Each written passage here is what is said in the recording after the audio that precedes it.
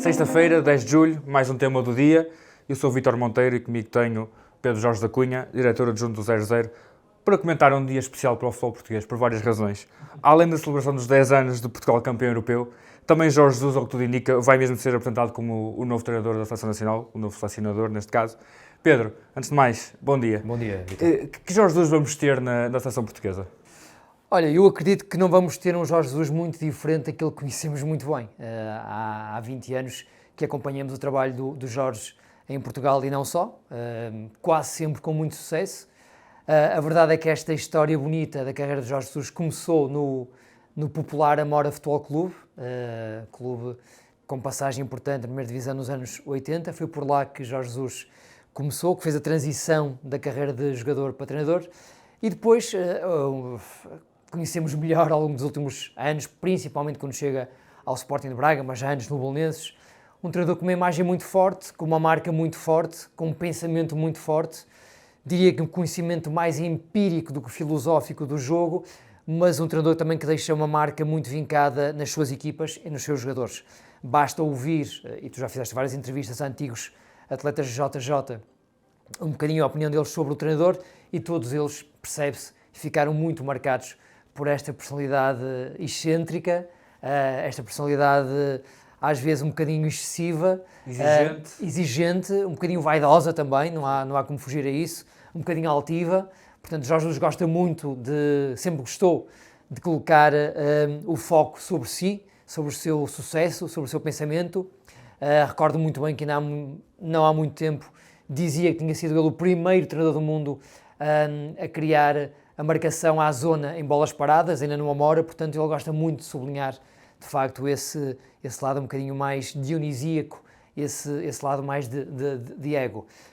Mas, colocando isto de parte, este lado mais popular, e eu tenho que ser honesto e coerente, muitas vezes o critiquei devido a esses excessos, mas se falarmos apenas sobre conhecimento de jogo, sobre conhecimento de balneário, gestão de grupo e de resultado, de rendimento, estamos em presença de um treinador com provas dadas e que aos 72 anos, fará agora no dia 24 de julho, 72 anos, chega à seleção seguro de si, com uma carreira muito rica e provavelmente para a reta final do seu percurso como treinador, eu diria que vai ser, e esperamos todos, um epílogo bonito de uma carreira maravilhosa até agora.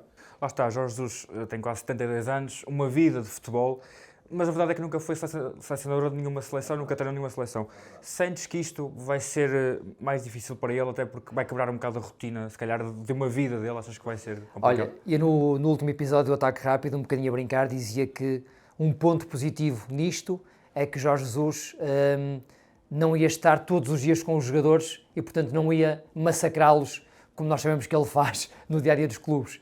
E um ponto negativo é que não ia estar todos os dias com os jogadores e por isso também não ia conseguir passar a sua filosofia, a sua disciplina, a sua doutrina de uma forma tão eficiente como consegue fazer nos clubes.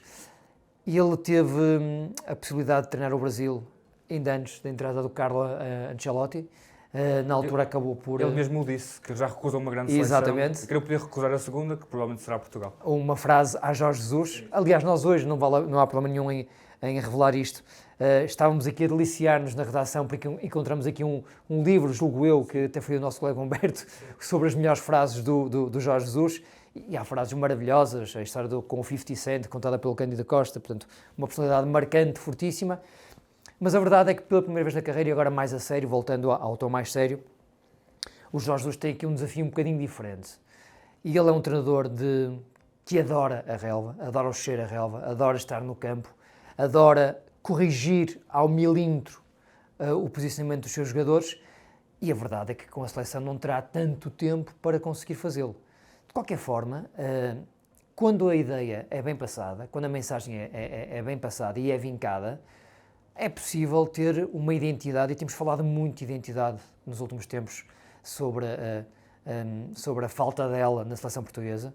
A identidade e o ADN podem ser implementados numa seleção. Basta olhar para o exemplo espanhol. Qualquer jogador que comece a jogar futebol em Espanha nesta altura estará muito perto de perceber qual é que é a filosofia que vai encontrar se chegar ao mais alto nível e chegar às seleções jovens e depois sénior.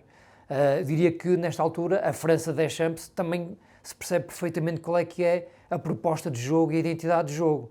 No Brasil isso já não acontece, por exemplo. Apesar de Carlo Ancelotti estar lá já há cerca de um ano, não há identidade no futebol brasileiro. Portanto, este é um dos desafios de Jorge Jesus, que não o único, é conseguir transportar para o ambiente de seleção aquilo que ele tem conseguido ao longo da sua carreira no futebol de clubes. Dito isto, também é importante dizer que a última passagem dele pelo Benfica foi muito negativa, já não foi capaz de implementar a filosofia de Jesus, provavelmente por fatores também que o ultrapassavam, fatores externos ao seu trabalho.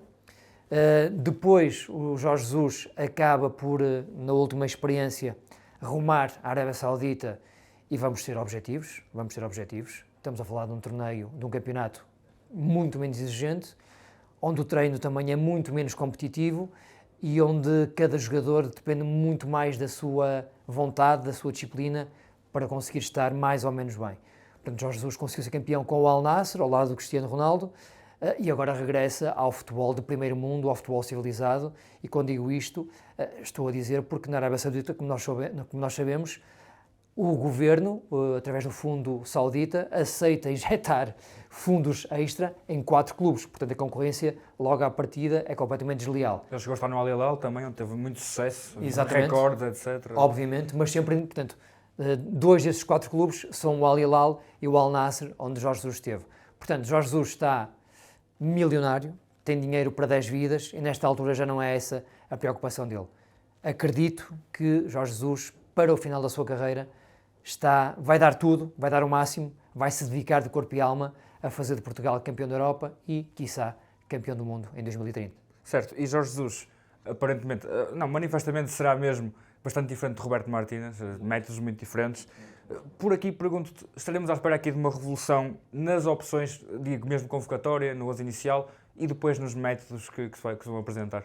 Vítor, a esta distância, e ele vai ser hoje apresentado às 15 horas, portanto, muitas pessoas já vão ouvir este tema do dia, se calhar um bocadinho com atraso, porque já terão escutado o Jorge Jesus, mas eu diria que ele vai fazer uma alteração mais radical nos métodos do que nas convocatórias, parece-me. Aliás, há um artigo feliz do 00 esta semana que mostra onde estarão os convocados deste Mundial daqui a 4 anos, e a verdade é que grande parte deles estará ainda em condições de competir pela seleção nacional. Em relação aos métodos, não tenho qualquer tipo de dúvida que Jorge Jesus vai ser uma pessoa completamente diferente de Roberto Martínez. E já agora deixa-me aproveitar só para deixar aqui uma palavra de despedida em relação a Roberto Martínez. Não vou falar hoje sobre futebol, vou falar sobre o homem. E eu acho que Roberto Martínez, apesar de todos os seus defeitos enquanto selecionador, do ponto de vista pessoal, foi sempre de uma correção extrema. E eu acho que o mínimo que ele merece de nossa parte é exatamente esta correção quando nos pronunciamos em relação a ele. Portanto, um cavalheiro, um senhor, de quem nós, pessoalmente, eu pessoalmente e o 00 de forma institucional, tem zero a apontar. Foi sempre de uma cordialidade incrível e merece, de facto, ser recordado como um tipo simpático, amável, mas que não foi capaz de atingir os seus objetivos pela seleção. O Jorge Jesus é outro homem, é outro comunicador. As conferências de imprensa vão deixar de ser aquilo que foram até agora, uma amálgama de frases simpáticas, frases cheias de lugares comuns, sem grande informação, na verdade, sem grande explicação prática, detalhada, porque Jorge Jesus adora falar, adora comunicar, adora explicar, comete os seus excessos, vai às vezes demasiado longe, mas portanto nada a ver com a comunicação e a postura de Roberto Martínez, 2 homens completamente diferentes. Em relação às opções, de uma forma muito sintética, parece-me que Jorge Jesus tem um guarda-redes para uma década, Diogo Costa, que está bem guardado até por Rui Silva, Ricardo Velho e José Sá, embora José Sá um bocadinho mais velho. Eu acho que ele tem aqui a preocupação de encontrar agora o parceiro, ou 2 parceiros ou 3 para Rubem Dias. Acho que há esse desafio. Renato Veiga não fez um mau Mundial, mas parece-me que Portugal caiu muito depois de perder Pepe. Não existe um central de elite nesta altura para fazer dupla com Rubem Dias. Parece que nas laterais Portugal está mais ou menos bem salvaguardado, não haverá grandes mudanças aqui. Depois tem aqui o desafio de potenciar, levar ao seu esplendor máximo, um meio-campo de elite. João Neves, Vitinha e Bruno Fernandes como trio base, mas com muita gente a aparecer. Mateus Fernandes, que foi agora contratado pelo Tottenham por, recorda-me o valor? 7 e tal milhões agora. Portanto, um valor Por acaso, estratosférico. as equipas de Jorge Jesus costumam alinhar mais com um pivô, também não sei se nessa... Poderá ter um bocado de dificuldade a juntar os três. Sim, eventualmente recuperar João Palhinha Sim. e dar um papel diferente a Bruno Fernandes, portanto o Jorge Jesus saberá melhor do que nós esse aspecto. Depois a questão dos extremos, portanto perceber que tipo de extremos vai querer Jorge Jesus, alguém mais a jogar por dentro, como Bernardo Silva e João Félix, ou de facto alguém para acelerar jogo, para desequilibrar, Rafael Leão, Chico Conceição, Pedro Neto, falando apenas de quem esteve neste Mundial, porque há muita gente que não foi convocada e que tem muito valor, Ricardo Horta, por exemplo, Pedro Gonçalves, Francisco Trincão, que foi convocado e praticamente não foi utilizado, Guedes nem sequer jogou, e depois, no ponto número 4, vai ser a tua próxima pergunta, julgo eu, digamos que é o maior ponto de interrogação e não há como fugir a ele. Claro, lá está, o dossiê Cristiano Ronaldo é inevitável, está com 41 anos, como é que Jorge Jesus vai gerir isto, sendo que esteve com ele agora no Al Nassr, como é que pensas que isto vai ser gerido? Vítor, para eu ser coerente com tudo aquilo que tenho dito e escrito ao longo dos últimos 4 anos, atenção, não é uma coisa de agora, é uma coisa dos últimos 4 anos, aquilo que, no meu entender, Jorge Jesus devia fazer era ter uma conversa séria com o Cristiano Ronaldo e explicar-lhe que o papel dele não pode ser este que ele nesta altura desempenha. Não faz qualquer sentido ter um ponta de lança de 41 anos, que joga na Liga Saudita já há 3, como referência maior do ataque português e a fazer 90 minutos em cima de 90 minutos. É impensável, é impossível.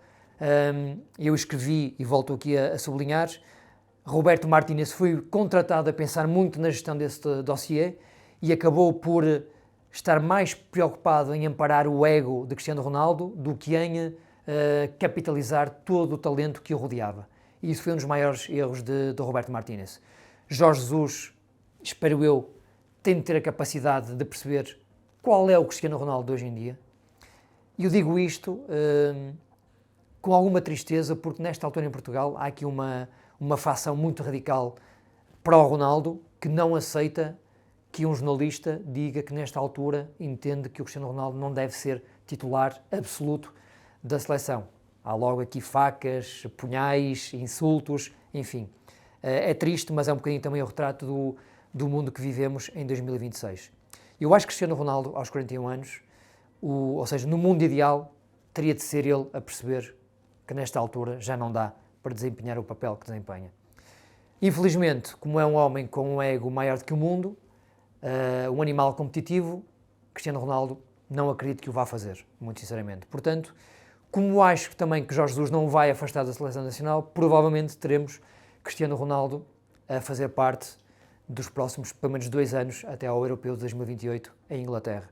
Portanto, não é aquilo que eu acho que devia acontecer, mas parece-me que é aquilo que vai acontecer. Principalmente porque Jorge Jesus estabeleceu uma relação de muita confiança com Cristiano ao longo do último ano e, muito provavelmente, hoje, na conferência de imprensa, vai dizer exatamente isso, que Cristiano Ronaldo estará na seleção enquanto quiser. O que é logo um mau princípio, porque me parece que a Federação e a equipa técnica deviam ter, obviamente, a autoridade, a prerrogativa de dizer: Cristiano, és o maior de sempre em Portugal, juntamente com o Eusébio, traz aqui um lugar à tua espera no edifício de futebol português, de grande importância, de grande decisão, traz todas as homenagens, uma estátua no Estádio Nacional, se quiseres, mas enquanto jogador de futebol já não consegues ser o jogador que foste ao longo dos últimos 20 anos.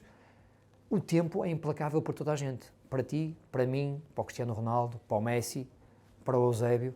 O Eusébio Silva Ferreira, a dada altura da sua carreira, ainda jogava e deixou de ir à seleção. Porquê? Porque foram aparecendo na altura Fernando Gomes, Nené, Manuel Fernandes. Portanto, a renovação faz parte da vida. E eu percebo que no caso de Cristiano Ronaldo é muito difícil gerir uma lenda, um monstro sagrado do futebol português. E é difícil chamá-lo e dizer-lhe: Cristiano, temos de falar. Parece que estamos aqui a falar de uma relação de namorados. Mas a verdade é que essa conversa devia ser feita, devia ser promovida ou por Pedro Proença ou por Jorge Jesus. E infelizmente, eu chego à conclusão que a Federação tem aceitado esta situação da Cristiano Ronaldo, porque também está muito dependente do seu nome para projetar o nome de Portugal, da própria Federação e de todos os seus patrocínios. Mas aqui já deixamos de falar de futebol puro e duro, começamos a entrar noutras áreas que eu domino menos bem. Só para acabar, portanto, e espero que o Jorge Jesus tenha força para fazer aquilo que acha melhor para a Seleção Nacional, incluindo gerir de uma forma mais inteligente o dossiê Ronaldo, coisa que Roberto Martínez não teve inteligência nesse aspecto. Certo, Pedro. Obrigado por terem assistido ao tema do dia.